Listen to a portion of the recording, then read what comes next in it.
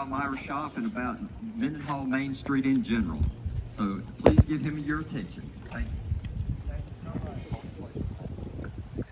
They didn't mention the building on the corner here originally, but I believe that's one of the oldest buildings in town. 3 generations of Gently Jungle operators operated in this building, and it also had a cafeteria on the line on the side of the wall there one time. And it caught a fire. I bought this building from Otto Westerfield, and after about 6 months there, it blew a fire in the back of the building. At that time, they had a living room quarters back there. The building, you notice, is built out of jumbo brick.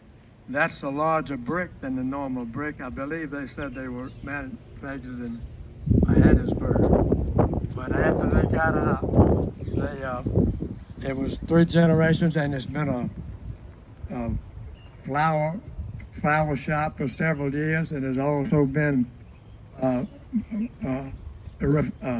refrigerators and washing machines building. It's one of the oldest buildings in town, I would say. The second building there, it was formerly used by Mrs. W. Grubbs. She had a small grocery store there. And then the Palmyra shop, this was the 3rd location across the street here. They were there 15 years, my wife and her mother. And then they moved across over here and bought this building. And they stayed here 49 years. And they just retired in 2011. And other than having a well-known display of women's suits and all, that's all I know about it. Tell them about the name. Tell them about the name. Oh, the name is Palmyra, and that came from my wife's grandmother. Her name was Palmyra Hampton Bush. So, came into being the Palmyra shop. And her photo was in the film from Westville High School. Palmyra Hampton Bush. She was in the, you can read the names under that photo. That's excellent. Yeah. All right. Thank you so much, Mr. Wade. Let's hear it from Mr. Wade Donnell. Okay. Now, next I have a couple minutes of audio I want to play for you. We have the memories of Louis Munn talking about his grandparents, Truman Munn, who started this Munn's Cleaners in about 1934. And I hope y'all can hear this. This is going to be Louis talking about his grandparents and then him growing up having the run of the shop as a kid. So here we go. Hang on. EF late. Bluetooth node. Bluetooth paired. Munn, which my grandmother always called it Munn. I know that my grandfather, Truman Munn, which my grandmother always called it Munn, that was she would say Munn. He was a very gifted seamstress, and I don't know if that's where he learned that. I do know that the generations that were before him, there were multiple siblings, and that they have scattered out over the state in different pockets. For instance, Philadelphia, Summerall, and places like that. So there were a number of siblings that moved out of the area. But from when I could remember, my grandparents ran that dry cleaners right there in the middle of Main Street. And my grandfather would always get there in the morning, light the boiler, which took an hour or 2 to get it going, make sure he had his pressing help, the people that was going to do the pressing.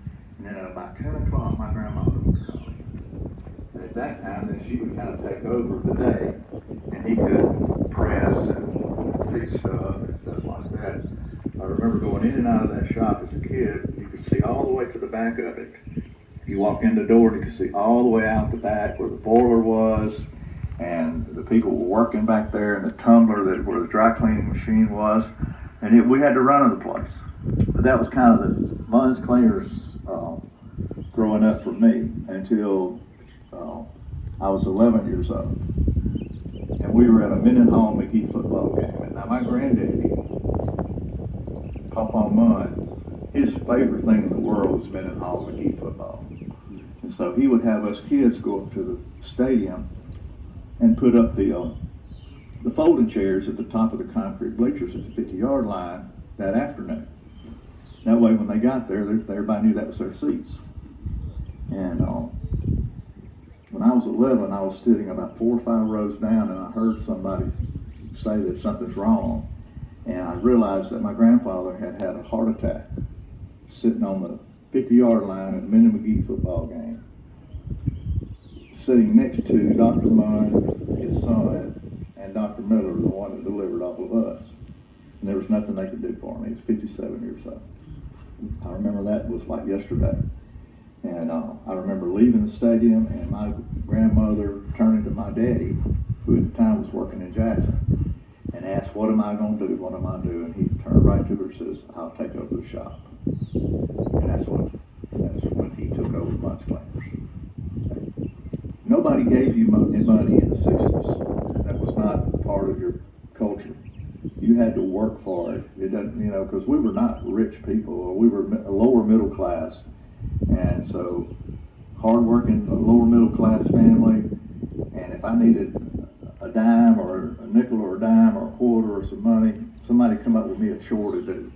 And one of the things that we did, especially after my dad took over the cleaners, is we helped him with the dry cleaners.